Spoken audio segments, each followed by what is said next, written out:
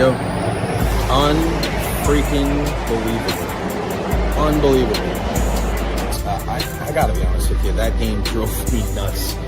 I cannot believe the Buccaneers lost that game. Wow. I don't even know what to say. Tough one. Man, that was an absolute blazer from Cooch, wasn't it? What a crazy game. The Bulls are bowl-bound for the third season in a row. An incredible performance. Hey, listen, we know the competition. They did what they had to do. No more silver linings. No more moral victories. It was put up or shut up time. And boy, did they rise to the occasion.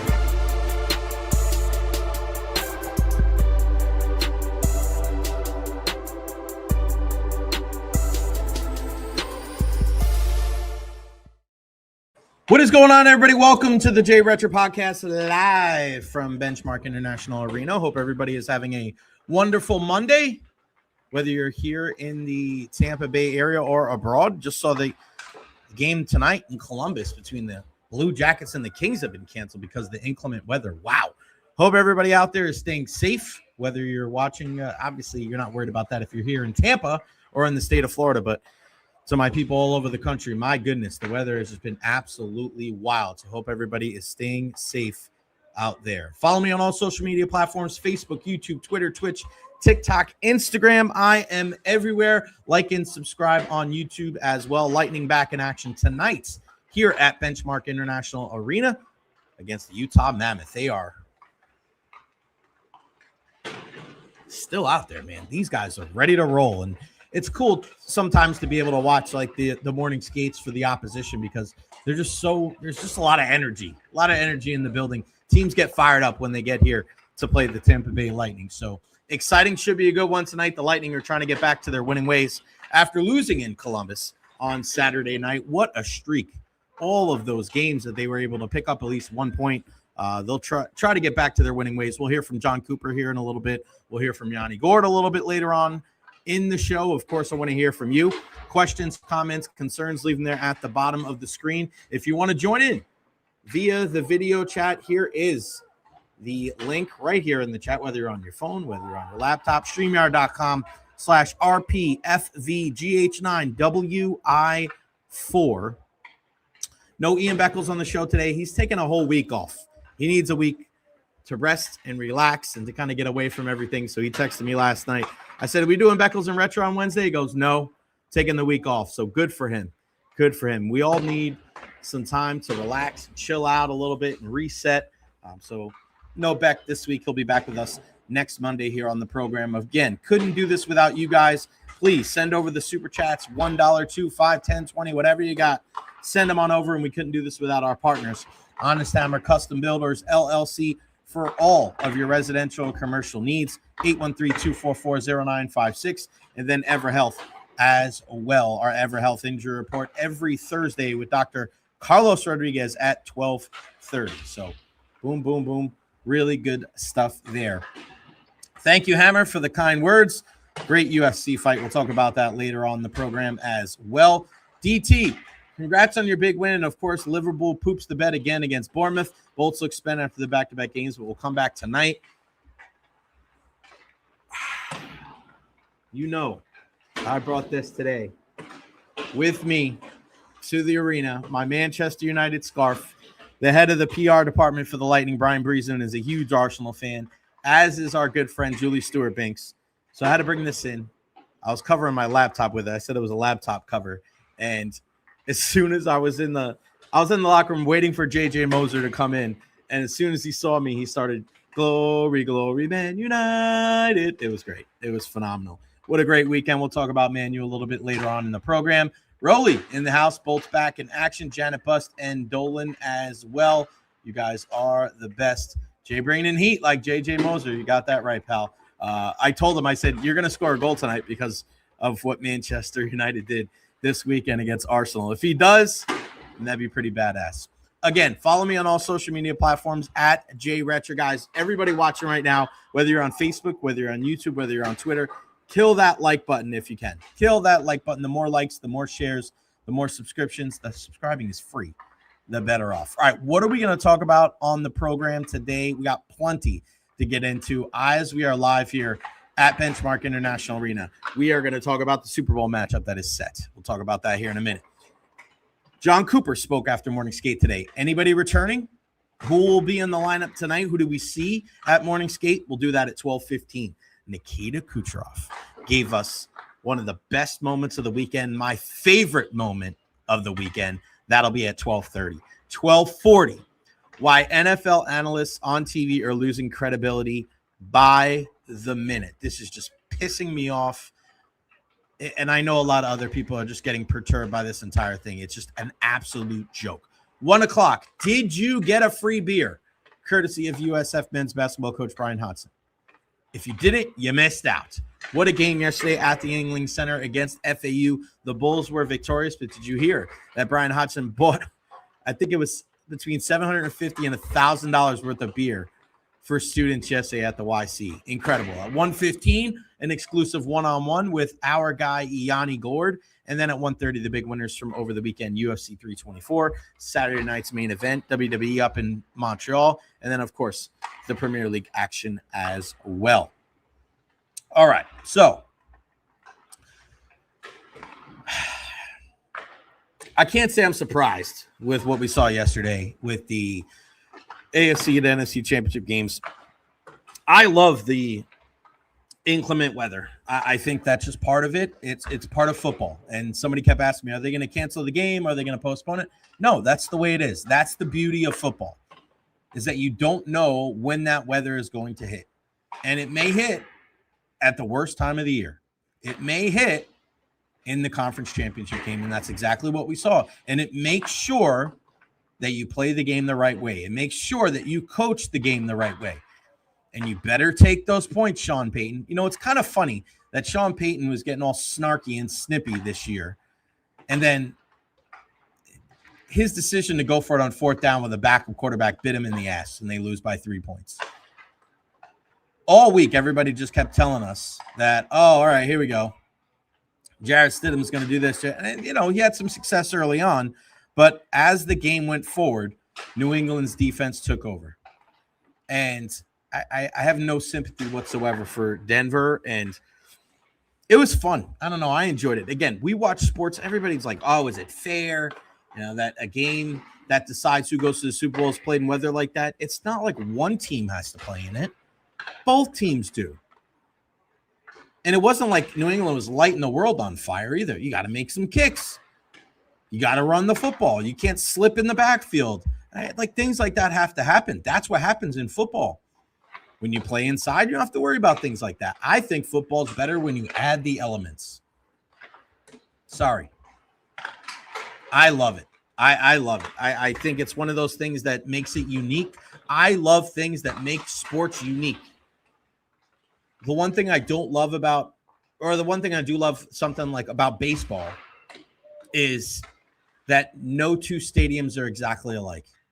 I like that there's a Yankee Stadium with a short porch. I like that you have Tropicana Field with a dome. I like that you have the green monster out there in left field. I like that Colorado, the ball flies out of there. If the ball's hit in the air, it's probably home. I like things like that. Football, obviously all the stadiums are the same. Same thing with basketball, same things with hockey. But for football, when you add the elements, I mean, again, it's entertainment.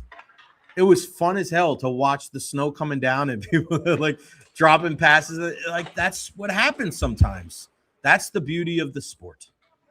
Is it going to be the cleanest game? Are you going to see a high-scoring game? No. But you have to adjust. The best teams are the ones that adjust. And listen, the team that lost was the team that was at home. It'd be one thing if it was a warm weather team, if it was a team from Florida or California that went to Denver and lost, but the Broncos lost at home. I got no sympathy for them whatsoever. None at all. So the New England Patriots, man, they really didn't have to suffer all that long after the Tom Brady, Bill Belichick era, did they? My God, holy smokes. But Mike Vrabel has turned things around. And with Mike Vrabel doing what he's done, Kurt Cignetti doing what he's done, Mike McDonald, people are going to want, as much as people want things quick as hell right now in their lives. They don't want to wait. They're so impatient. They want everything in a microwave. I want it in 30 seconds or less. things like this are not going to make it any easier. Mike Vrabel's going to turn this thing around. So now all of these teams with new coaches next year are going to say, well, why can't that be us? If you're the Raiders or the Browns or the Titans or the Falcons or the Giants or any of these other teams that got new head coaches, they're going to think, well, if Vrabel did it, why can't we? It's not always that easy. And the NFC Championship game I thought was fantastic. I've wanted the Rams to win. I don't know. I'm a big fan. I like Sean McVay. I like how the team's built. But the Seahawks, they just kept fighting and kept punching. And the great thing about sports, and I say this a lot, is you may think you have a narrative written on a team or a franchise or a player, and then they go out there and play the games. I think we all thought what we thought about Sam Darnold, right? Draft pick of the Jets, seeing ghosts, all these different things, right? He's back up in San Francisco. He has a great year in Minnesota with Kevin O'Connell, but what's he going to do in Seattle? And, man, he's proved everybody wrong. He made some incredible throws yesterday.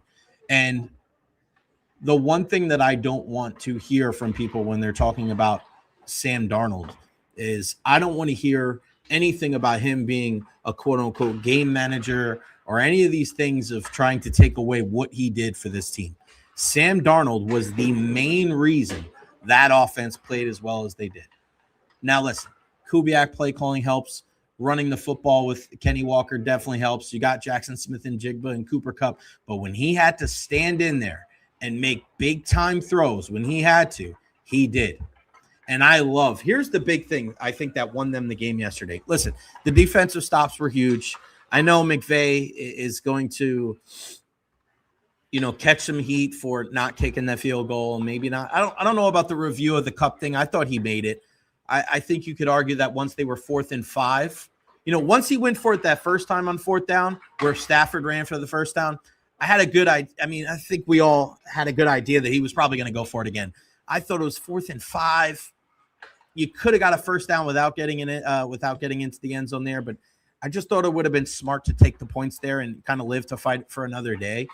But he didn't do that. And it didn't work out. I thought the thing that won the game for Seattle was when they got to that situation with about 5 minutes left. And I want you guys to think about this. They did not get overly conservative. They did not get to the point where they were running the football and they were playing the clock. They ran the football because they were doing that, kind of staying in what they were doing the entire game. But they also utilized the play action so well down the stretch that they kept that pass rush off of Sam Darnold and made some incredible throws to Kenny Walker. There was another one to Jackson Smith and Jigba. Like, they stayed aggressive on offense. They played to win. They didn't play not to lose. And I thought that was huge because we always see that. We always see teams, all right, they take their foot off the gas pedal. They think, all right, we're ahead. We got to do what we got to do. I really appreciated what Seattle did. And I think that they won that game. And you're going to have to beat a team like the Rams. You're not going to get into a situation where, you're just going to be able to kind of squeak by. That's just not going to happen. Not going to happen. They had to go out and they had to beat the Rams, and that's exactly what they did. And I think they're going to be the overwhelming favorites. I look at New England. I don't think that they have enough offensive firepower. I think defensively they have a really good squad, especially that secondary. But the weapons that the way that they've built their offensive line, the way that they can run the football with Kenneth Walker, and Sam Darnold has got all the confidence in the world. Going out there, being able to move the football around. Cooper Kupp still runs routes at an elite level. Jackson Smith and Jigba.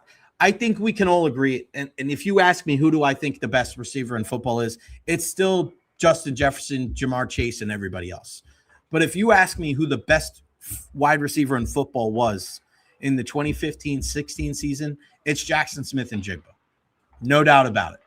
The way he's so smooth in running routes, he's just an incredible football player. And the way that he goes about his business and he puts his team on his back and he just makes big catches and big plays. time after time after time again. Seattle is a really fun team to watch, and they are just so balanced in all three phases of the game. I think that they're going to come out on top, but it's going to be a battle because both of these defenses bring their hard hats every single time they hit the field. And it's ironic too that everybody is so concerned with trying to hire a young offensive mind, yet we have two defensive-minded coaches in the Super Bowl. We're going to break down that game ad nauseum with a bunch of different people over these next couple of weeks, but yeah, I loved it. I love both of the games. It was entertaining as hell. It was great, a great sports day overall for me. So I just loved it. Nathan Elliott in the house, big time Bucks fan. Hope he is doing well and everybody else out there as well. All right. Phillip Rivers, we see, withdraws his name from the Buffalo Bills head coaching search. That's kind of weird. I didn't really understand why that was a thing. It's so weird how when you look at certain situations, it matters so much what the person's credentials are when it comes to being a coach. And then at other times, it's like, well, he was a great player. It's like two totally different things. I don't know. Kind of is what it is. All right. Oh, God. I want to state for the record, I'm not joking. I believe that Ryan Clark should have been interviewed for the Pittsburgh Steelers head coaching job. There's Stephen A. Smith. More on him in a little bit. Unbelievable. Unfreaking believable. Just too much. Too much. All right, guys. Here at Benchmark International Arena, Lightning and Mammoth tonight, we got a chance to speak to head coach Jon Cooper today. If you watch at the beginning of the video, he's definitely staring at me because of my shoes. Yes, I'm wearing pink shoes. What's going on today with the Bolts? Who's going to be back in the lineup? Who's going to be in the lineup? Jon Cooper tells us right here.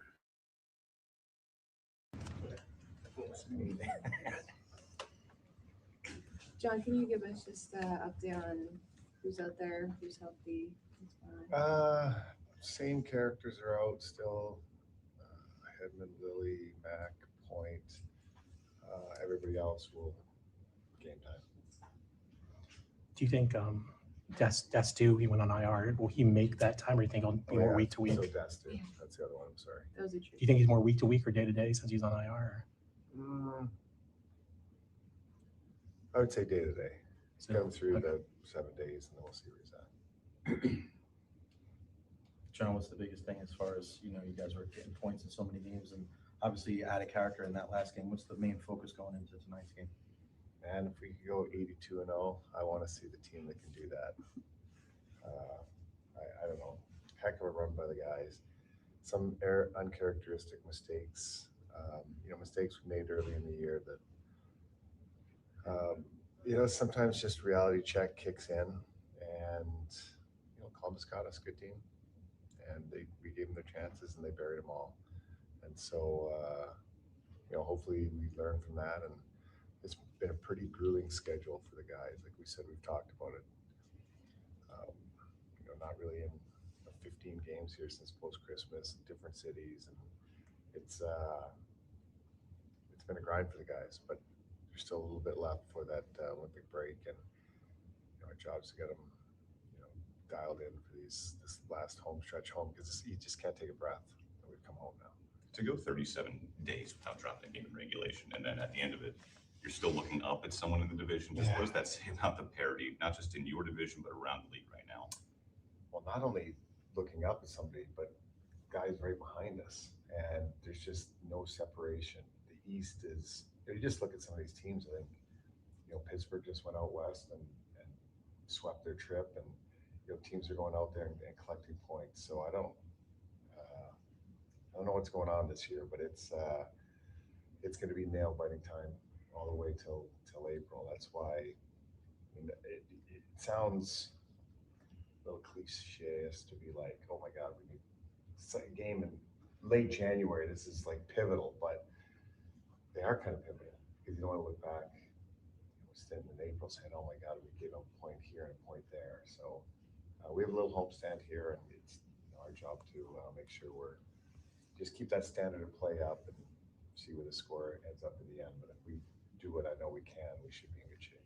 John, you mentioned so much of this month is being on the road and joining you on a lot of those road trips. I can tell that it's obviously very mentally and physically taxing. As a coach, in what way has that challenged you? What do you mean? Like in how you approach the game with the players, like because it is unique physically, mentally. What's maybe something different for you as a coach?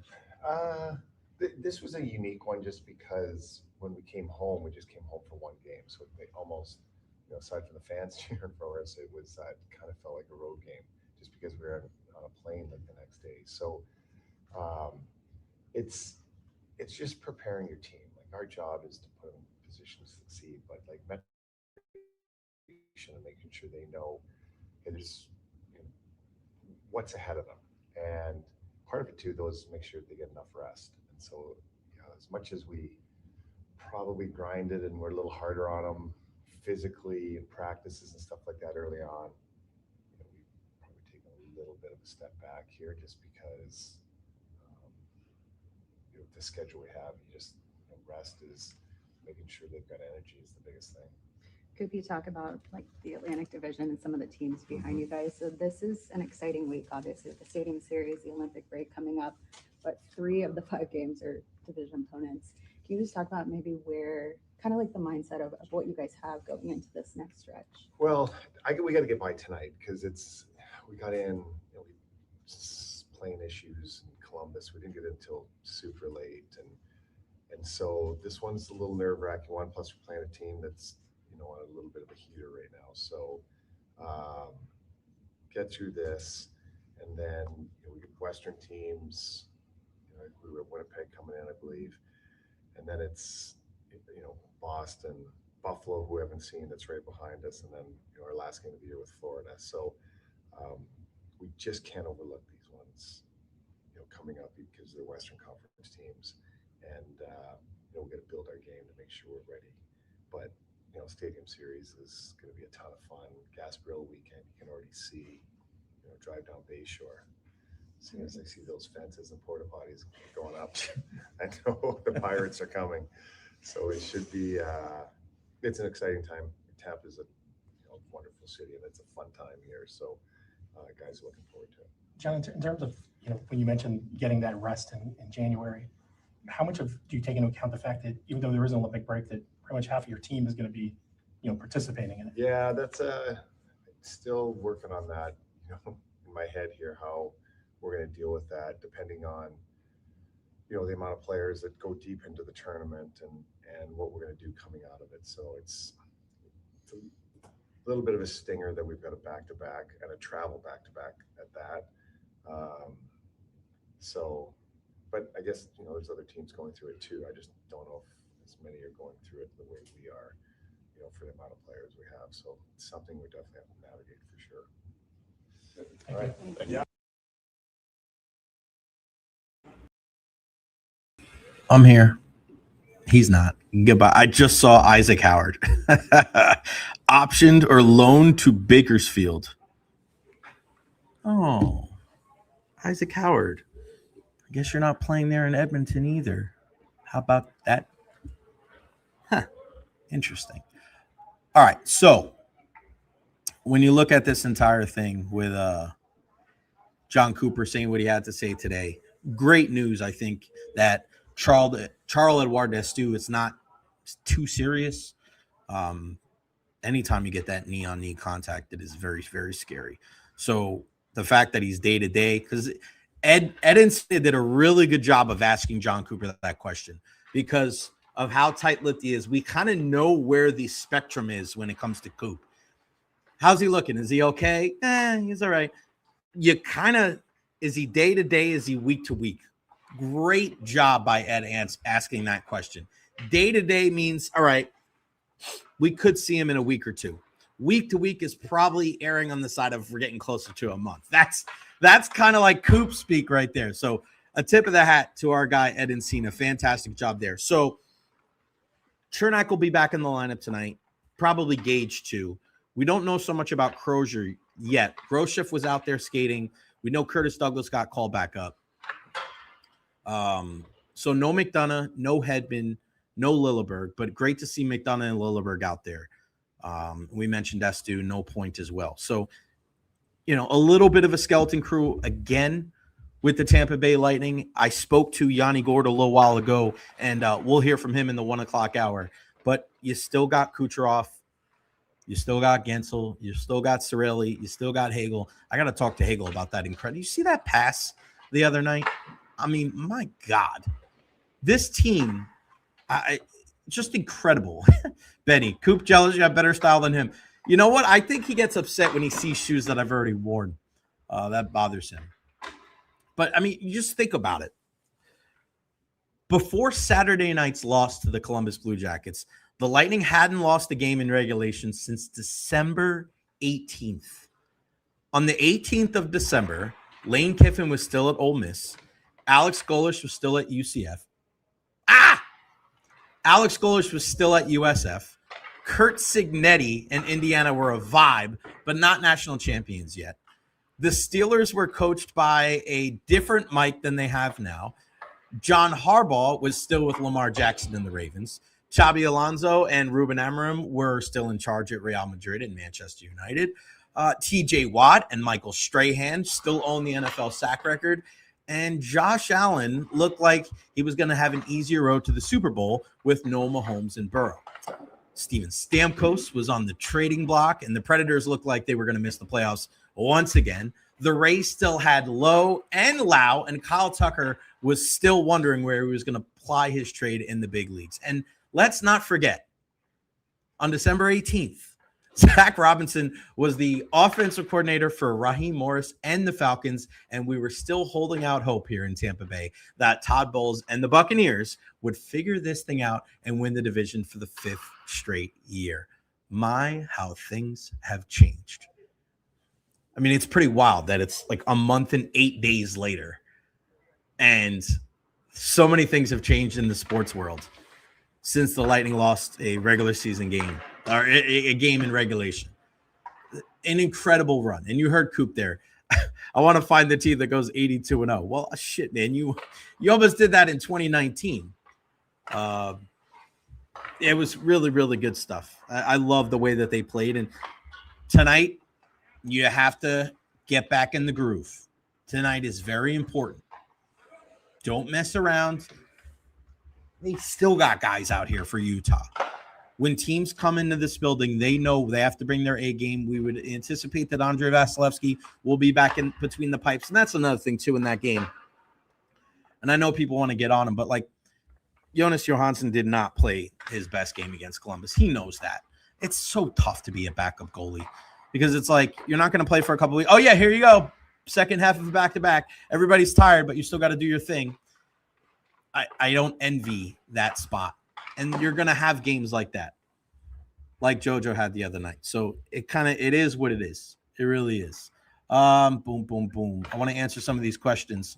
Our guy King Cook, what up, baby? I've been saying this all year. Jay, defensive head coaches are very successful in this league. Both coaches are in the Super Bowl. No surprise there. Yeah, it's about being a leader of men.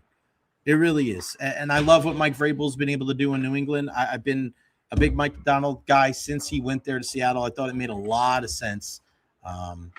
So as much people, I think the reason people want an offensive head coach too is because even if you have a guy like this, you're going to be trying to find another offensive coordinator sooner rather than later. You don't have to worry about that with New England. Now, of course, Josh McDaniel, he ain't going nowhere.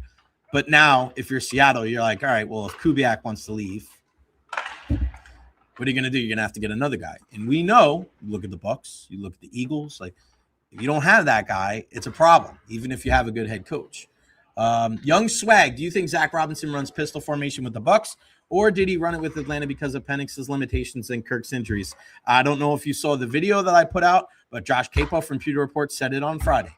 That's exactly what he thought. He thinks that Zach Robinson is going to be able to adapt to the personnel that the Tampa Bay Buccaneers have. So he's not going to worry about putting them in pistol all that much. He did that because Kirk Cousins and his limitations athletically, and because Michael Penix Jr. he performed out of the shotgun so much in college. Look at Nathan Elliott. I want to share this with him. with all of you guys. I am great, leaving for the 2025 Rock Boat Cruise on Thursday, heading to St. Martin and San Juan with over 30 bands, including Need to Breathe, Sister Hazel, The Struts, and more. Nathan Elliott, get a hold of you, man. I like that, buddy. I like that. And Chris Cole, Ryan Clark comments about how Rivers got a job interview while Leftwich doesn't even get a call is a terrible take. 12:40. 12:45. I'll give you my 2 cents on all this BS. It's sad. It's sad. This is where we're at when it comes to the people that speak about football on TV for a living. Not good. Not good at all. All right. So the Lightning, again, we were just mentioning how they lost the game, second game of the back-to-back in Columbus against the Blue Jackets. You tip your hat there, and it's so crazy when you look at the standings. And it's like these guys have been playing their ass off, and they're still in second place in the Atlantic Division behind the Red Wings. I mean, the Wings, too, man, they're 8-1-1 in their last 10. They're balling out. They're taking care of business at home. They're taking care of business on the road. They are a point ahead of the Tampa Bay Lightning, even though the Bolts have 3 games in hand. The Lightning schedule the last couple of years, I can't be the only one. It just seems so weird where they play less games than anybody. It's them and the Flyers that have played 50. Everybody else has played more in the East. Colorado's played 50. San Jose and LA have played 50 in the West. But it seems like when they do play their games, they're all jumbled up. They're back-to-backs in like different cities. Like, it's very strange, the Lightning schedule over these last couple of years. They just have to continue to roll and continue to play the game the right way against a really good team in Utah. They're in 4th place in the Central Division right now, but they as well, they're on a 5-game winning streak. They're 8-1-1 in their last 10, just like the Lightning, just like the Red Wings. And you know, a guy like Mikhail Sergachev is going to be in the building tonight trying to get a win. Those guys still out there. This is probably one of the longest morning skate, and this is probably the guys that aren't in the lineup tonight, but I mean, it's 12:32 Eastern Standard Time right now, and usually by now, the Zambonis are on the ice and they're getting for the Rink of Dreams game, but there are still members of the Utah Mammoth out there. They're ready to roll. Well-coached team, and it should be a very entertaining game tonight here at Benchmark International Arena. We just mentioned Mikhail Sergachev. I want to tell you about this. You guys had to have seen this because it was just absolutely incredible Friday night act. This was Friday night action while I was watching Friday Night SmackDown as well. My favorite thing I saw from over the weekend was Nikita Kucherov in the shootout against the Chicago Blackhawks. As he's being introduced to the crowd in Chicago, he is getting booed vociferously before he even touches the puck, and he is loving it. You just saw him, that wry little smile that he had, and the fans were letting him hear it. He goes down, and with a very subtle deke and a shot, he scores past the Hawks netminder and proceeds to put his finger to his lips and promptly shushes the crowd. Absolutely epic. And the best part about it is because Nikita Kucherov embraces the villain. You know I love wrestling. He is such a good heel, and he doesn't care if he gets booed. I've seen it firsthand in Toronto before, during, and after the skills competition. Ironically enough, after that event, it was actually the longest conversation that I ever had with Cooch. The best heels in wrestling, the best bad guys, are the ones that lean into it. They feel justified, even vindicated for their actions.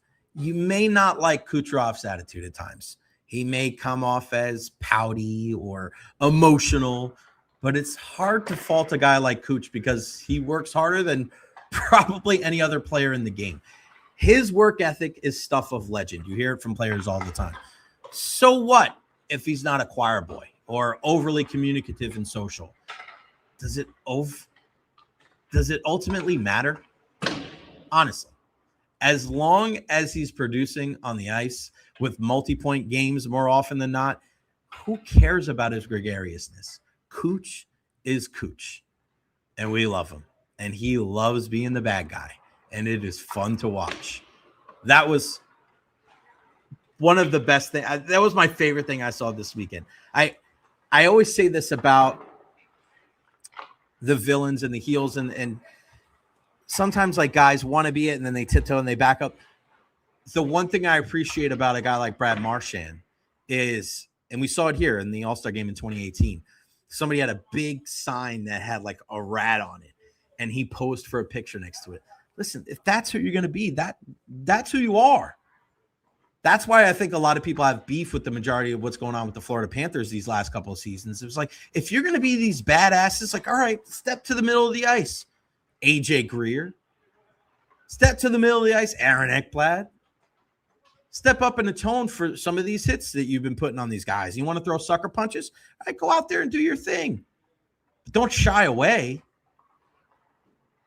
The best heels, the best bad guys, they embrace it. And I think we need more of that in sports. We need more of these guys being honest.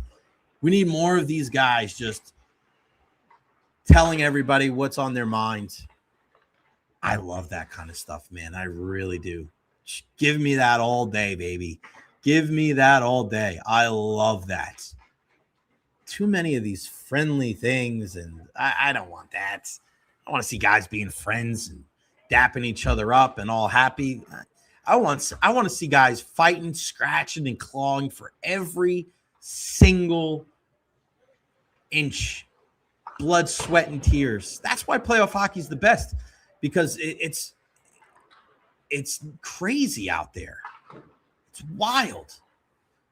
Benny, did I see Aaron Jacobson at the media scrum this morning? I did. Aaron Jacobson was here with their new producer as well. They came on by and took part in the Jon Cooper press conference, which was cool to see those guys there. And then we all kind of went our separate ways before we went into the Lightning locker room, and then they left, and I called Aaron. I was like, where you at? And they got lost. It was a kerfuffle. We didn't really get a chance to catch up too much. I actually talked to Aaron after, but yeah, really, really good stuff. Cooch with the shoosh. What bothers me is people who use his attitude off ice as a reason not to vote for him for MVP. Benny, it's a great point, buddy. It really is. And again, I say a lot because I was there and it was so worth it. But going to Toronto for that All-Star game, all these national pundits were saying, oh, well, it's Nathan McKinnon's. It's Nathan McKinnon's because it's his turn. And then after what happened with Cooch, with him not really giving the greatest effort for the skills competition, you heard people say things like, well, that's why he doesn't deserve MVP. What the does that have anything to do with it? It doesn't. And I wonder, too, like John Buccigross is another guy that covers sports for ESPN, and he says a lot of great things about a lot of players, and he kind of leaves Kucherov out of the conversation sometimes. And I wonder if he's one of those guys that is like an anti-Cooch dude. And do the Lightning get penalized nationally because of those kind of things? I don't know. But I hear it, and I get it, too. I was talking to Julie Stewart-Binks about this the other day on the show. Like, covering Nikita Kucherov is unlike any other player that you cover in the Tampa Bay area. And I've been covering sports here for nearly 12 years, and Cooch is one of one. It is what it is. I don't know when the next time we'll talk to him. We speak to him after the season, before the season, and then maybe 2 or 3 times. Maybe. Definitely not after a loss. It's got to be a huge moment. He's got to be like, and I don't think he has any other like monumental stats coming up. I got to look it up. But it's got to be like 400 goals, 500 goals, 1,000 points, 1,000 games, things like that. That's the only way we're talking to Cooch. Because he's not talking after a 2-1 win where he scores the only 2 goals. That ain't happening. It ain't happening. We'll get a steady diet of Brandon Hagel, but we ain't getting no Nikita Kucherov. That is for sure. Panthers are punks. It's just the way it goes, man. This is the way it goes. Make sure you guys follow me on all social media platforms: Facebook, YouTube, Twitter, Twitch, TikTok, Instagram. I am everywhere. Man, we got so many different things that are going on this week for the outdoor game. I cannot wait. Saturday, we got practice for the Lightning. Saturday, we got practice for the Bruins as well. And then Sunday, I'll be at the arena. I'll be at the stadium super early. It's going to be a fun week. A big focus for the Tampa Bay Lightning is not getting too far ahead of themselves. And Coach Coop says this a lot. As much as he's excited about the Stadium Series and as much as he's excited about the outdoor game and Gasparilla on this weekend, Coop has said it multiple times that the big focus is making sure they play well up into the Olympic break. That really is the standard, like where they need to focus on. And it's not going to be easy. When you look at their schedule over these next couple of weeks before the Olympic break, right? You have a game tonight against Utah. You have a game on Thursday. I'll be here at Morning Skate on Thursday for Morning Skate, but I won't be at the game Thursday night. Then you have the Stadium Series on Sunday, and then you have 2 more games before the Olympic break. So you have Tuesday at home against Buffalo, Thursday at home against the Florida Panthers. So a couple of games where, I mean, that's big. It's big. I mean, a couple of games within your division, and we know that game on February 5th, Matthew Tkachuk, it'll be his first time playing against the Lightning since the postseason. He just adds another element. And as much as that game is going to be hotly contested because those two teams don't like each other, to have Matthew Tkachuk back, watch out, because that thing is just going to be, it's going to be nuts. No doubt about it. All right. So am I the only person that's just sick and tired of all this bullshit that we hear on TV all the time when it comes to these NFL guys? It's the same thing over and over and over again. Like, I was a guy that grew up watching ESPN. I was a guy that grew up listening to sports radio, and I used to have so much respect for the former players and for the journalists and these guys that cover the sport. It was everything. It was everything, because sports was everything to me. As much as I did watch cartoons, and Masters of the Universe is coming out, I was a big He-Man and She-Ra guy. I used to call my mom He-Man and She-Ra. It was sports, man. Sports was my thing. I loved wrestling. I love sports. I still do to this day. But you will not catch me in the mornings or in the afternoon watching any of these shows like First Take or Get Up or any of those. None of those opinion shows. Those mean absolutely nothing to me. I don't get informed. I don't get entertained. I just think all of it's a crock of bullshit. You know, it's really becoming laughable now when you see these guys on your TV that are supposed to be experts and they just say the wildest things without any type of reasoning or rationale. We've got Ryan Clark yelling and defending CJ Stroud and his abundance of turnovers. You have Dan Orlovsky waving the Josh Allen flag and not holding him accountable for his mistakes. Stephen A. Smith showing love to a defensive coordinator that hasn't coached all season because he's been undergoing cancer treatments. How about Cam Newton saying Notre Dame is irrelevant? They haven't been relevant in years when they were literally in the national championship game last year. Do they not realize that this kind of thing hurts their credibility? Now, nothing will ever take away the fact that they've either played in this league or covered it for a long time. I get that. But when your analysis has become so overly biased toward or against a player or a team, it just seems so disingenuous. And I know I'm not the only person that feels this way. People are smart. They know how to look things up on the internet. We live in a world now where it doesn't matter if you're right or you're wrong. Doesn't matter if you tell the truth or tell a lie. You just have to make sure you're entertaining. Say something that sparks conversation. Fire up a hot take to get people talking. Who cares if there's little or no truth to what you're saying? The people that used to work on these sports networks were people that were admired because of their intelligence, because of their wit, we trusted and respected them because they've been in or around the game. That experience mattered. Now, the majority of the stuff we hear, we have to take with a grain of salt. There's an ulterior motive in there somewhere. I mean, check out how many of these guys share the same agents with the players that they're defending. I mean, sports has gone the way of politics, where instead of trying to inform you, they're trying to brainwash you into believing this incessant babble that they're spewing out of their mouth on a daily basis. I haven't watched it, and I'll continue to get my information somewhere else. It's a joke. But in reality, it's not funny at all.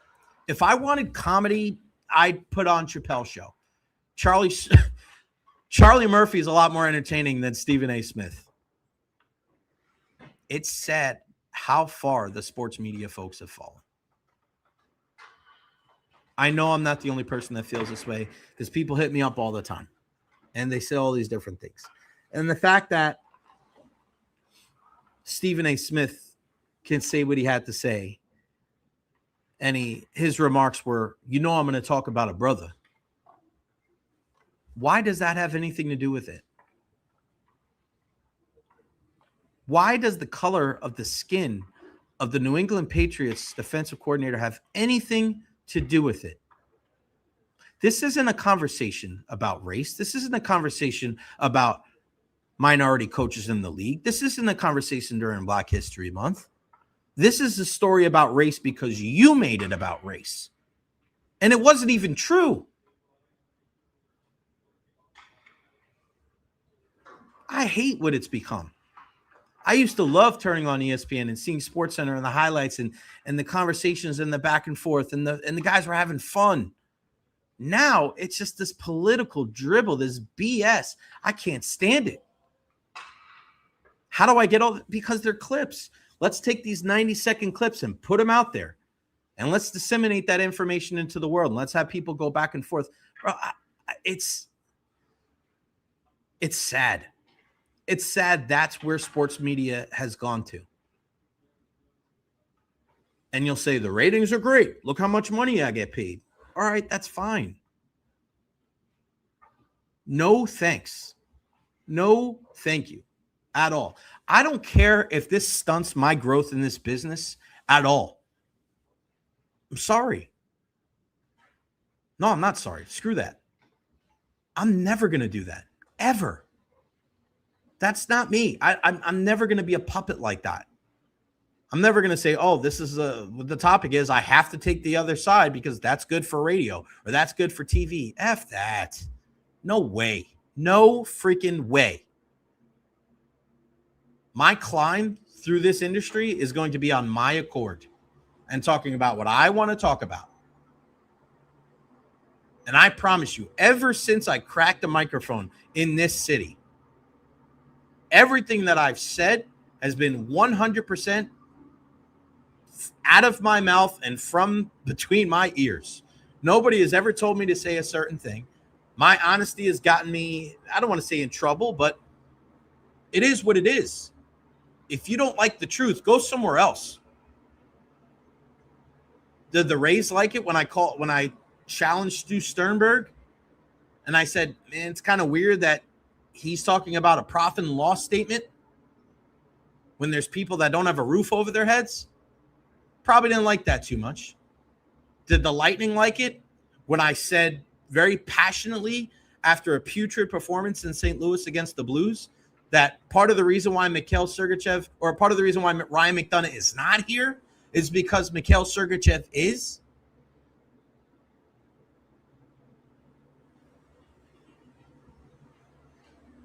I've defended Todd Bowles. I've said that I've been surprised that they brought him back. I'm not a puppet. And I'm not going to say things, and I'm not pulling things out of my ass just to be entertaining. I'm sorry. That's just not who I'm going to be. You either like it or you don't. Too damn bad. And I'm not going to talk about the same old recycled bullshit time and time and time and time again. We're talking about football, of course. It's the game. But we're going to talk about basketball and baseball and hockey and UFC and the Rowdies and USF. That's what you're going to get here on this podcast. And I hope you enjoy it. If you don't, then go somewhere else. But you know what you're not going to get? You're not going to get that political BS that you're going to wonder, where did Jay get that from? Is Jay in somebody's pocket? You're not going to get that here. But that's what you get when you watch ESPN, when you watch Fox. You're like, where the hell are these guys coming from?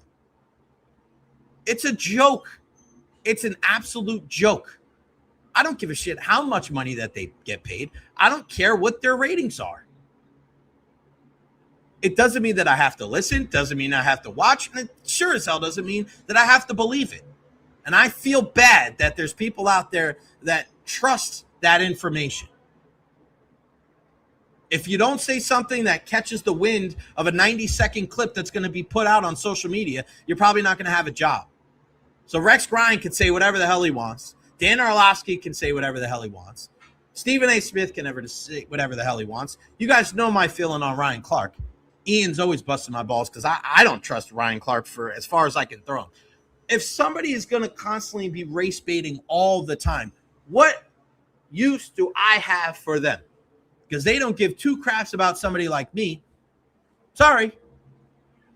I will continue to speak on behalf of minorities in sports media, on behalf of women in sports media, on behalf of causes that I think should be brought to the forefront here on this show. But I will be damned if I'm going to get behind and I'm going to support people that are so disingenuous that the more words that come out of their mouth, the less I believe them.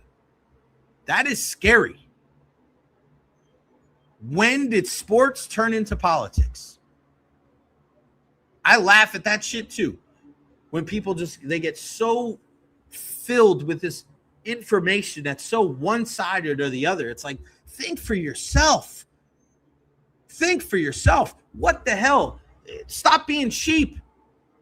This is a free country. Think for yourself. You don't need somebody on Get Up or First Take to tell you what you saw in that game yesterday, in the NFC Championship, in the AFC Championship. What did you think was the right thing? What did you think was the wrong thing? You like cold weather games? You like that there's snow?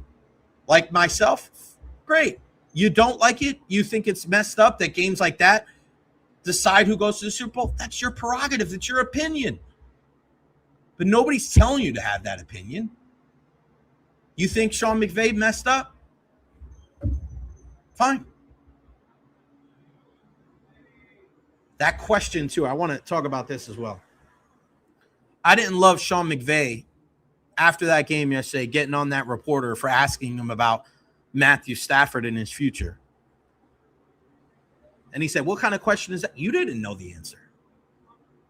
You didn't know. You said, well, if he comes back next year. That was the question, Sean. The question was about him coming back next year. You said, yeah, if he wants to come back. Nobody's saying you wouldn't want him back. We know that. He's the freaking MVP of the league. At the worst, he's second. But he is getting up there in age. He's no spring chicken. We don't know if he's going to play as long as a Rodgers or a Tom Brady. So to snap on a media member, like, again, we understand that question sometimes you kind of, But when people are trying to do their job, come on. Let's have a little bit more couth. I would rather watch local podcasts than watch ESPN and Fox. I'm with you, Chris. I'm with you, buddy. ESPN is brain rot. It's so sad, man.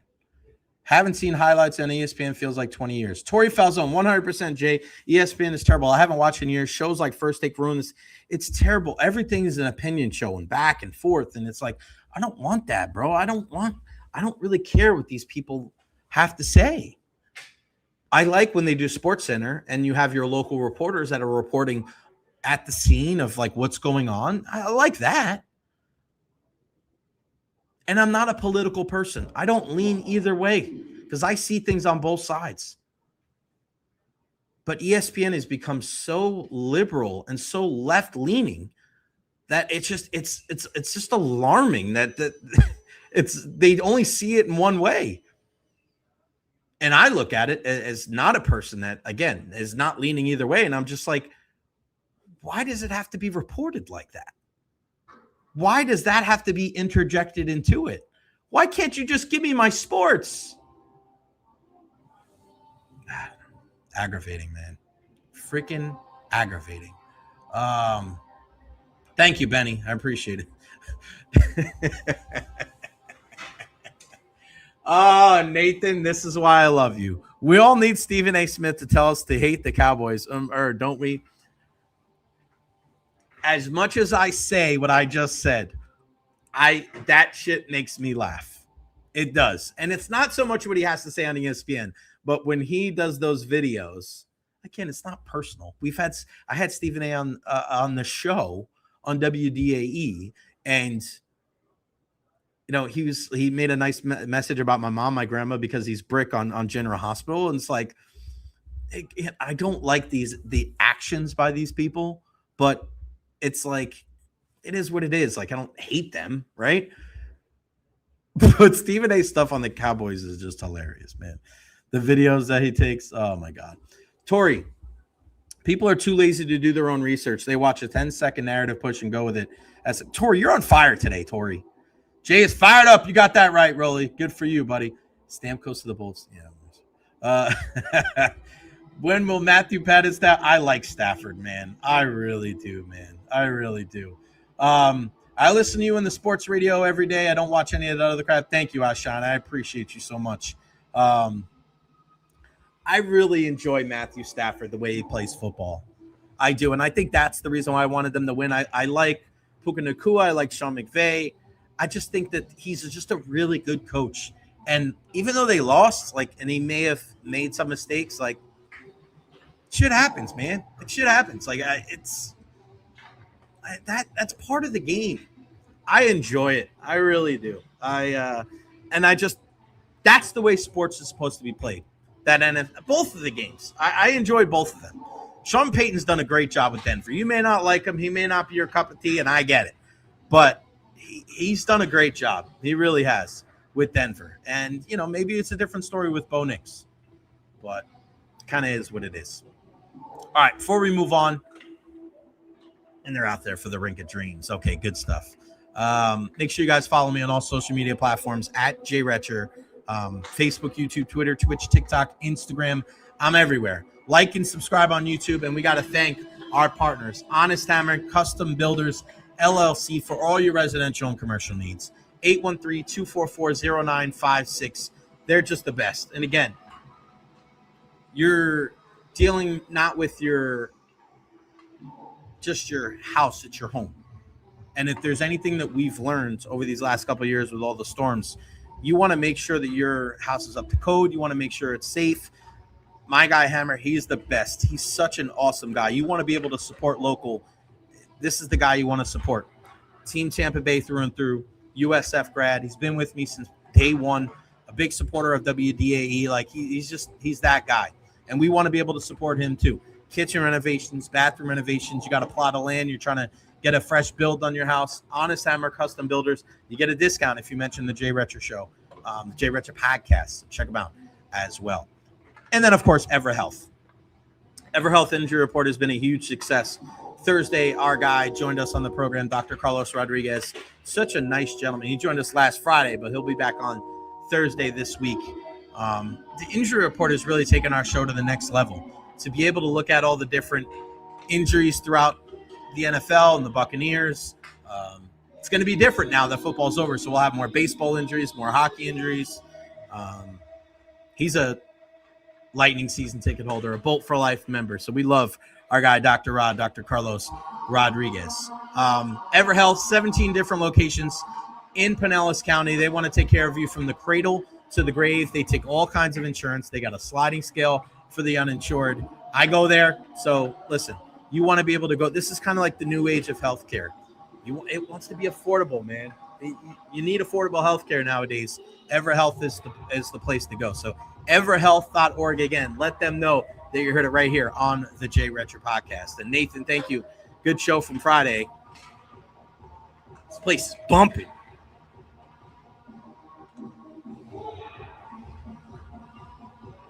place is awesome. I love it here. All right, so real quick, again, we'll talk about USF in a second, but just wanted to say Manchester United. You know, we'll save this discussion. I'm upside down. Save this discussion for a little bit. Had to bring my scarf in today after the huge win. The huge win, DT, over Arsenal. It's a beautiful day. It's a beautiful thing. All right. Making sure that we got everything. Looks like we got Mike McDaniel with the Chargers. Oh, 3 stars of the week.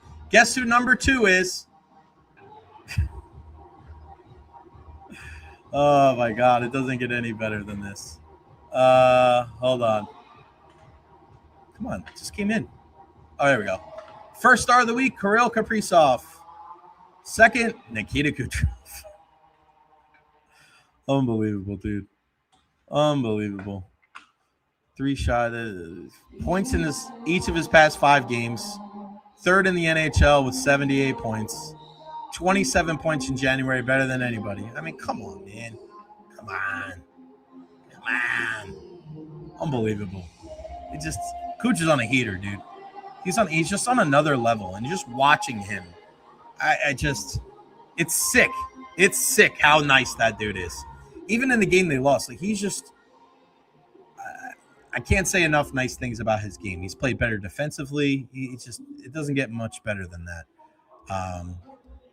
All right, so did you guys have a good weekend? I'm sure you did. Did you have a better Sunday than I did? Probably not. Did you get a free beer courtesy of USF coach Bryan Hodgson? No, you didn't? What is wrong with you? You're missing out. Unbelievable. And he put this message out, and I'm like, dude, no way that you're doing this. And he did. And I asked him about it after the game. So you had to have your ID, and Coach Bryan Hodgson was going to say, like, I am going to buy 500 beers. Or I'm going to buy a beer for the first 500 people that showed up with an ID. And he did it. And listen, it's when you're trying to get more people to the game, I love it. And you got to be creative sometimes. And it was good attendance, almost 5,000 people there. Was it as good as the attendance against FAU a couple of years ago when they were in the top 25 with Coach AAR? No, but we're getting there. It was the best attendance of the year. But I had to ask Coach, dude, this was awesome. You brought everybody a free beer for the first 500 people. So I had to ask him here. If you missed it, here's what he had to say. About the thought process of the beer for the people coming out and then kind of the response from the people that were in the crowd today. Yeah, first time I said it on the radio, first time I've paid a $750 or $1,000 bar tab, and I didn't get to partake, but I'm going to have a cold one as soon as you guys let me out of here. But our student section is just phenomenal. It really is. It truly is. And so I just was trying to find creative ways to give back to them a little bit, because it's one of the things that make South Florida basketball great. SoFlo Rodeo and that student section. I mean, seeing those guys up there in the second level just means a lot to me. It means a lot to our players. The interaction we have with them, they're extremely bought in to South Florida basketball, and they've showed out at home games in a big way. And so just trying to find different things to support them. And college students like beer, and we're playing in the Yingling Center. So what better way to throw them a bone than buy their first beer? So hopefully they enjoyed it, and we can make it a tradition. You got to love the guy. And that's something that I really think we appreciate here in the Tampa Bay area. You guys can tell me if I'm wrong. I don't think I am. But one thing that people want to see when you come here to the Tampa Bay area, because it's such a melting pot, because there's so many people from different backgrounds and different parts of the country and different parts of the world, they want to see you put an effort into assimilating yourself into our community. You want to see people actually give a crap and make an effort to show that you want to make this place your home. I know that was a big thing that I prioritized when I got into media here. I wanted to make sure that not even media here, when I was coaching baseball here, I wanted to make sure, hold on, guys.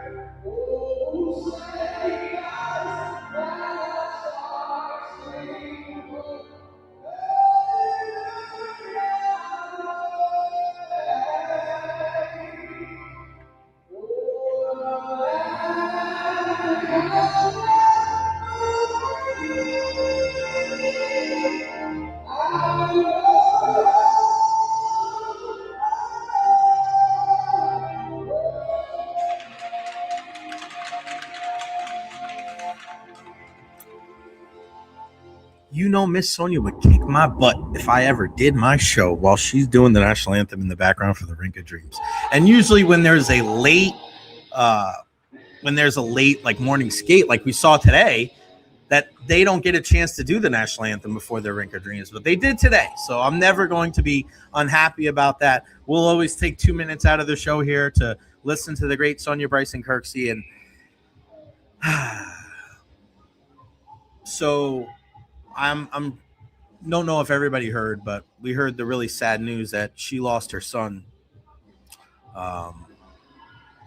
It's just all the stuff that Miss Sonia has been through, dealing with her sickness, dealing with her mom being sick.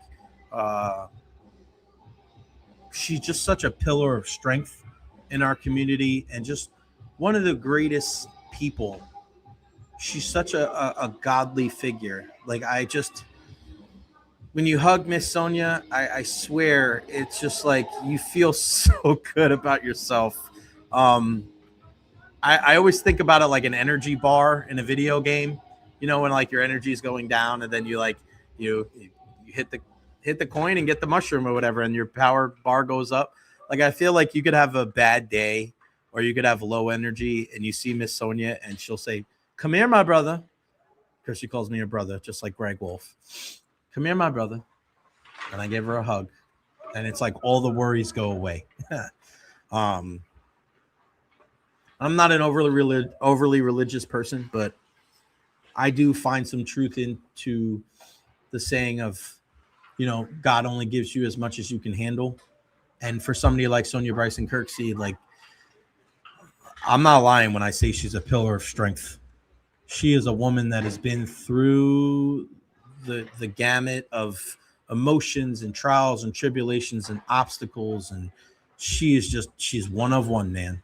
She is an incredible human being. And I thank God that I know somebody like that. And I consider her a dear friend. And, you know, it kind of goes into what I was just saying about Coach Bryan Hodgson is I think a lot of people here, they understand that there are people from all over the country, all over the world that come here, but they just want you to respect this place.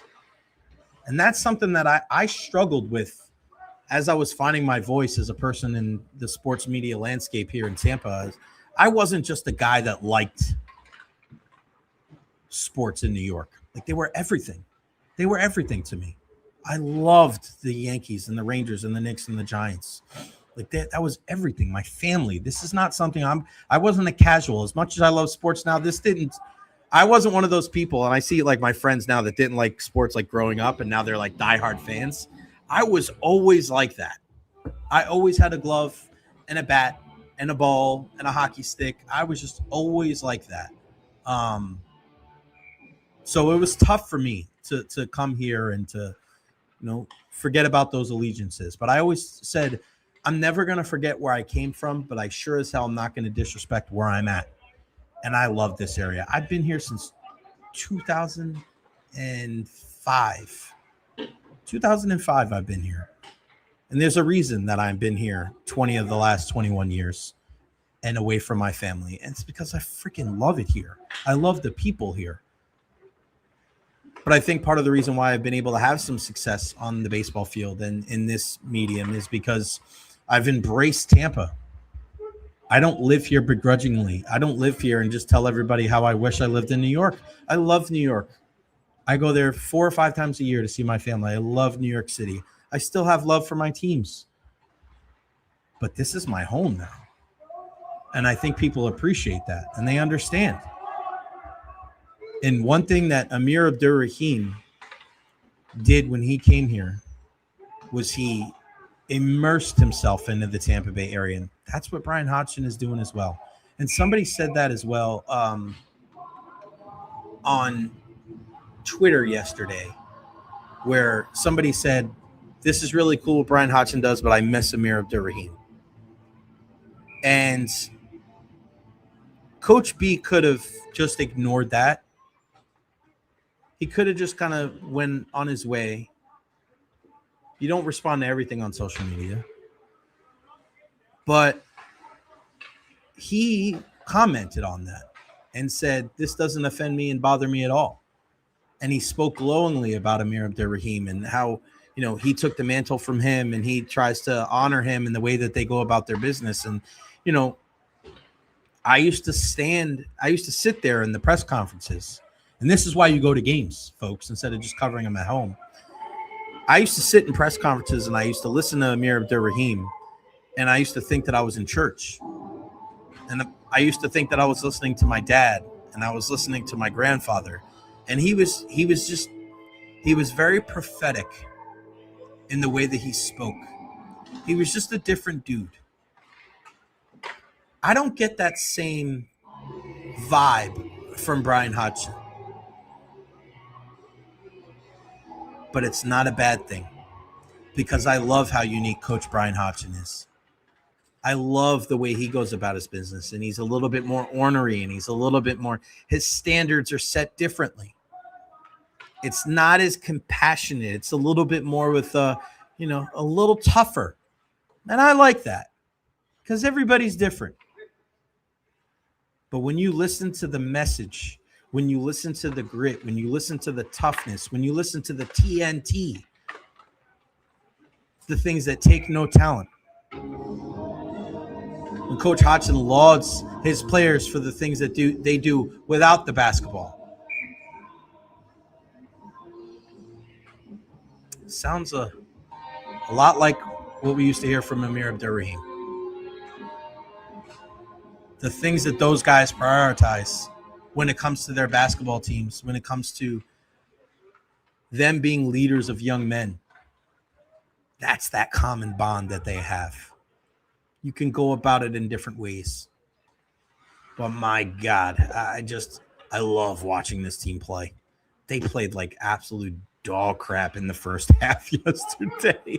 And Coach said so, and I'm just like, and he said it in the postgame press conference, and I put it out a tweet, the same thing.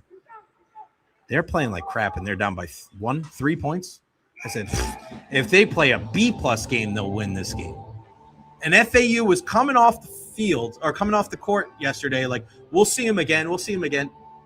You sure you want to see him again? That's not a good matchup.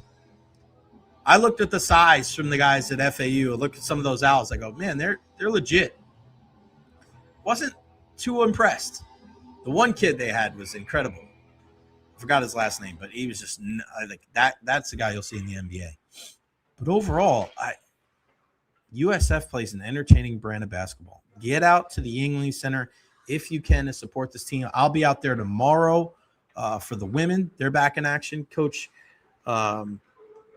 Michelle Woods-Baxter and the crew, they were out on the practice court. Yeah, or they're actually on the Yingling court yesterday after the game, getting ready for the game tomorrow night. So go USFBulls.com. Go get your tickets today. And if you ever see me out at the YC here at the arena. I probably can't leave where I'm at to come see you, but if you ever come see me, come say hello, please. Just like our guy Gio did yesterday. Yes, Benny, Gio came up to me yesterday and came to say hello. That was pretty freaking cool. All right, so here we go. Bum, bum, bum. All right, so today, oh yeah, that is pretty tough. All right, today I got a chance to speak to our guy Yanni Gord. Yanni Gord was out there. I wanted to speak. I've been speaking to Radish. I've been speaking to Moser a lot, but I wanted to speak to Yanni because of what he's been able to do and like just how good not only he's been, but the team and also that line. And I don't know if many people have asked him about that penalty killing, like him and Gensel. Yanni's the best. Like we know, I'm just so glad that he's back. And his play with Gergensons, with Holmberg, like it's been insane. So I wanted to ask him because I asked him about this like 6 weeks ago, and now like how much better has it gotten? And it's interesting to hear what he has to say because I think they want to do more offensively. Here's what Yanni had to say when I asked him after morning skate today. Yanni, obviously an incredible streak that you guys had, and a little bit of a hiccup there in Columbus. What's the main focus getting back to kind of the right way of playing tonight? Yeah, I think we know what works best for our team.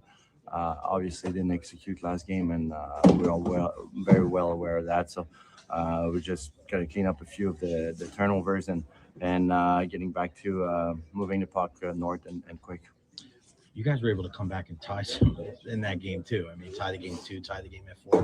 Does that show you even like on a day when you don't have your best, you still had that grit and resilience and fight to be able to bounce back? Yeah, absolutely. It shows a lot of what this locker room is made of, and we have a lot of character and tons of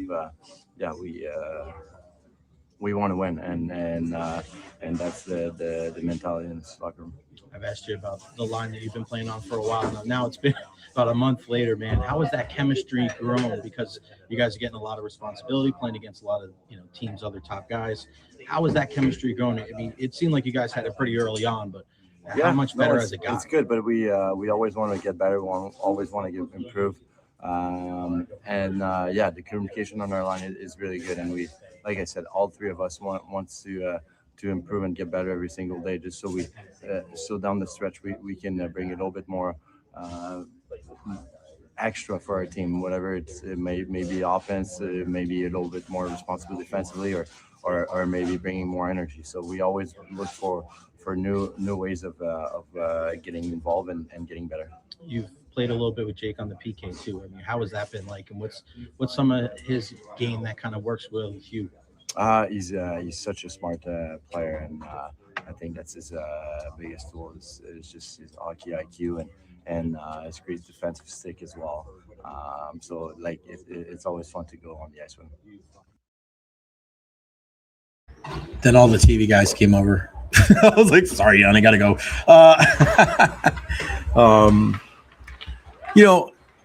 Yanni is one of those guys, and I spoke to Eric Chernak about this last week or the week before. There is something to be said about professional athletes that knows what it looks like, especially guys that have won the championship and have won multiple championships. And I got this sense last year from Andrei Vasilevsky in the exit interviews, and he was pissed because of the lack of consistency with this team.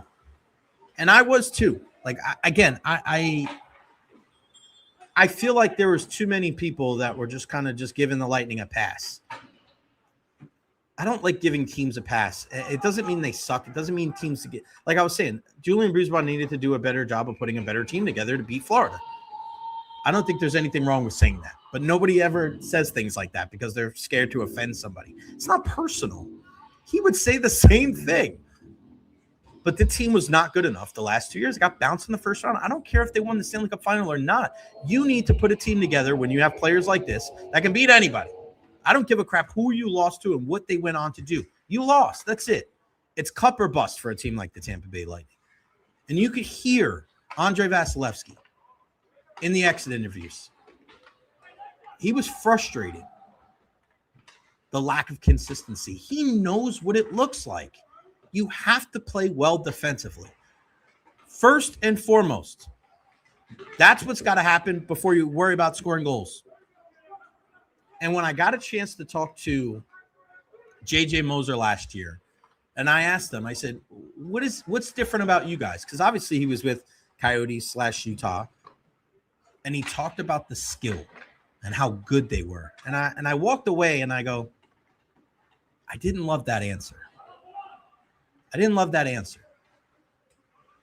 You don't beat teams because you're more skilled than them in the postseason. It's more will than skill. It's the teams that can win 2-1 games and 6-5 games. It's teams that are so strong defensively, not just by their defensemen, but their goaltender and their forwards coming back. So when I asked Cherney last week, I think it was last week, you know what it looks like? And he's like, yeah, it's this is what it's supposed to look like. And Yanni's another one of those guys. But if you hear when they speak about the right way to play, the right way to play is a rent that needs to be paid every single day.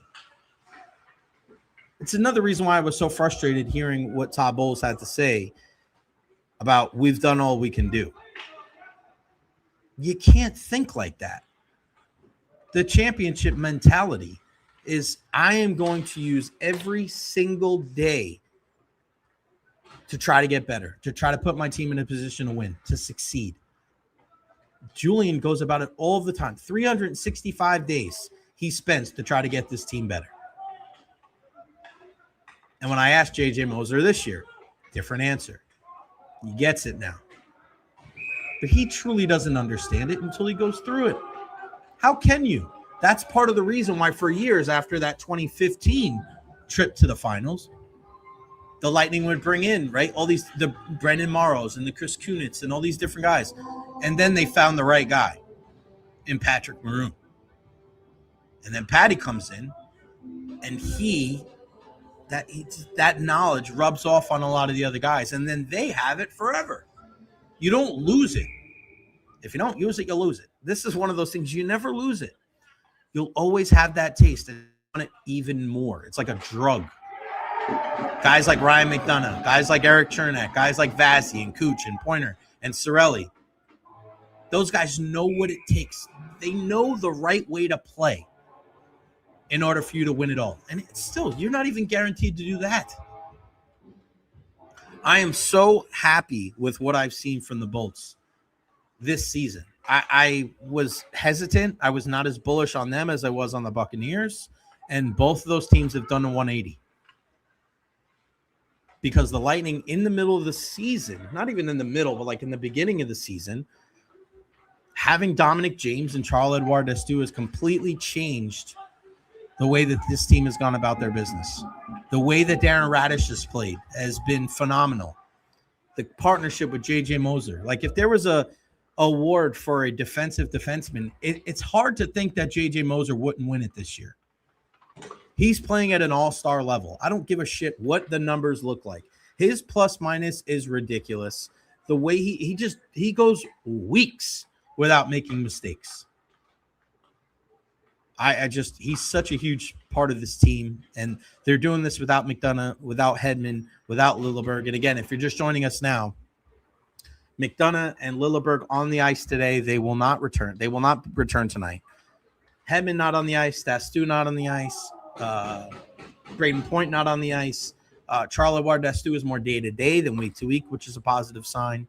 But yeah, and Chernak will be in there. He kind of mentioned it to us, and I think Gonsalves will be back. We don't know about Crozier, but Groshev got called up. Curtis Douglas got called up. So we'll see.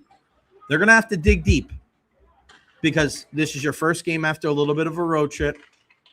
There can't be kind of like a exhale.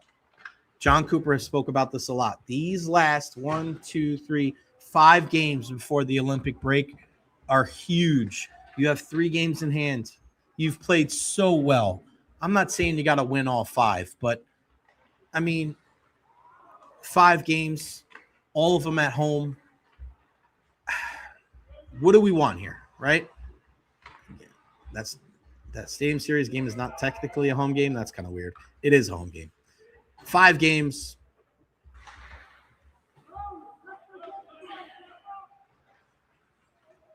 He usually wants a point per road game 5. I'd say like 5.5 less. 7 points. 7 points in these last 5 games. 7 or 8. If you don't get 10, you don't get 10. I say 7. Give me 7 points over these last 5 games. I think you're in a good spot going into the break. I think we can all agree with that. All right. I want to finish talking about some of the big winners this weekend. And we're going to start right here. It's freezing in here. Glory, glory, glory, glory, Man United. I brought my scarf in today. I was carrying my laptop in my scarf, and I wanted to rub it in to Bryan Briesman of the Tampa Bay Lightning and also Julie Stewart-Binks, our good friends, Arsenal fans, because a week after Manchester United beat Manchester City 2-0, 2-0, they went to the Emirates to play Arsenal, the number 1 team in the Premier League, and they beat them 3-2 on goals by Bryan Mbeumo, Patrick Dorgu, and Mateus Cunha. And Arsenal is just one of those teams that really has trouble seeing it through. They haven't won the Premier League in ages, and this should be their year because teams like Man City and Aston Villa and Liverpool and Chelsea and Newcastle and Tottenham, and Man U, they're just so inconsistent. But they lose a game like this, and I just had to rub it in. JJ Moser, huge Manchester United fan. So I walked in, Bryan Briesman, the head PR guy, is giving everybody high fives. And then he gets to me, and I go to give him a high five, and he kind of whooshes me, which was fun, which is great. So I'm sitting there, and I'm waiting, and we're waiting in there, and we're talking smack. And then right before I leave to come up here comes JJ Moser walking into the room. He's kind of looking around, doesn't see me, and then he sees me, and he sees my scarf, and he's like, "Yeah, Breezer!" Yeah, Breezer. And Chris Kren, our other guy, our other pal. You guys know Chris Kren in the PR. He's another Man U fan, and we're singing to Breezer, "Glory, glory, Man United." And we're just having a laugh and just busting his chops about it. And I'm talking to JJ, and I'm like, all right, well, now that Man U won, you got to score a goal tonight. So put money on JJ scoring a goal tonight. That'd be badass. And then I got kicked out of the locker room by Bryan Briesman. It is the way it is. But, yeah, I was jacked up. I actually got to the USF game at 11 a.m. yesterday because I wanted to be in my seat and watching the Man U game there right before the basketball game. It was awesome to be able to watch that game, to cover the USF game, to watch 2 football games. It was a great day of sports yesterday, that is for sure. But man, some other huge winners from over the weekend. Did you guys watch that UFC event? I know our guy Greg DeCruz did. My goodness, that main event between Justin Gaethje and Paddy Pimblett, an absolute war. I give Paddy a lot of credit for hanging in there, and you never know, man. Justin Gaethje's that guy. He'll go out on his shield, man. So he's never, fully out of the clear, because especially early on in the fight, he is not afraid to take one to give 2. And Paddy hung tough. I was thoroughly impressed by both guys. Really, really good fight. And it's one of those fights you're like, oh. Paddy's face was jacked up. The co-main event was pretty good too. Sean O'Malley and Song Yadong. I didn't really necessarily like Song's approach. He kind of fell into the trap of fighting Suga's fight. We'll see what happens next in the bantamweight division. Does he get a guy like Petr Yan? What happens with Merab? We'll find out. Waldo Cortez Acosta, the Dominican, over Derek Lewis. He's a bad dude. He is a bad dude. A lot of decisions, like early on, there was a lot of finishes, a lot of decisions later on, but really some good fights technically. Silva over Rose Namajunas. I wonder how long she has left. The John Silva against Arnold Allen, that was kind of the weirdest post-fight interview. We're good on that. Umar Nurmagomedov and Davison Figueiredo was another good matchup. It was great to see Habib in the corner there. But just a really good night of fights. I thoroughly enjoyed it, and I hope a lot of people out there did too. WWE, the Royal Rumble is this weekend in Saudi Arabia, and we saw Saturday night's main event, which was a lot of, I thought there were some really, really good matches. You start off with Cody Rhodes and Jacob Fatu, and they didn't even really have a match. They just beat the crap out of each other, and Drew McIntyre jacked everybody up. The women's title match was pretty damn good. And then we all saw the final match, the final four, the fatal four-way to decide who is going to face Drew McIntyre this weekend. And Sami Zayn wins in Montreal in the Bell Center. I thought that was the right call. I thought Sami was going to win the Royal Rumble to end up facing Drew at WrestleMania. Maybe it's one of those things where he faces him early and then gets entered into the Rumble later on. I don't know. But it was really, really good stuff. Really, really good stuff. I thoroughly enjoyed it. It's one of the better Saturday night's main events that we've seen. Knicks over the Sixers on Saturday, which is a good one. Liverpool. David Terry, what are y'all doing, man? What are y'all doing? Y'all can't get out of your own way. Just watching those guys is it's tough to watch. They lose 3-2 to Bournemouth. Late goal.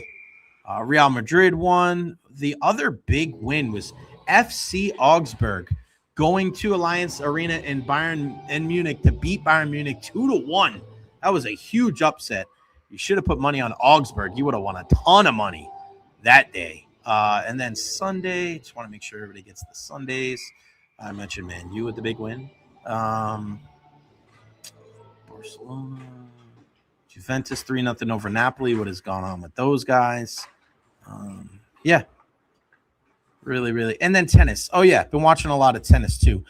Last night watching Taylor Fritz go down to Musetti that was a tough watch. You could tell that he wasn't 100%.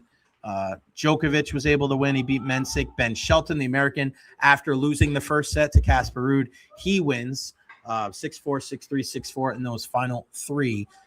Alex Zverev against Tien, the American, at 9:30 tonight. Let me see some of the ones. What else did I watch last night? Nisamova, the American, she won, moved on as well. A lot of Americans, which is really great to see. Who else won? Oh, Madison Keys, the champion from last year. She lost to her friend Jess Pagula. So, really, really good stuff. Michigan calling his 2,000th career game tonight. That's awesome, man. Can't wait to see that. Chris Kren, the all-hair team. You got that right. All right, guys, that's going to wrap it up for me. What a great show we had today. I thank you all for chiming in. Again, a big thank you to our partners, Honest Hammer Custom Builders, LLC, EverHealth. I could not do this without you guys. Whatever you guys can do to contribute, as well as the super chats, I can't thank you guys enough. Appreciate the Tampa Bay Lightning for letting me do this here in the Sorelli Suite 71. Back in action tomorrow at home. And then again, we'll be doing the show here Thursday, but I won't be at the game Thursday because I got baseball. Glory, glory, Man United, baby. Woo, woo, woo. Honest Hammer, EverHealth. I love you guys. DT, Benny, and the whole crew. You guys are the best. Again, Lightning in action tonight against the Utah Mammoth. We will be here, and I've got hold on. You see the tie. You see the suit. You see the shoes, baby. This is how we roll. Pink. It's a pink day. Pink is my favorite color. It's not, but I love it. All right, I love you all. Thank you so much. Everybody have a wonderful day. If you're watching outside of the Tampa Bay area, please be safe in that inclement weather. I love you all. We'll see you tomorrow at noon right here on the Recher Podcast.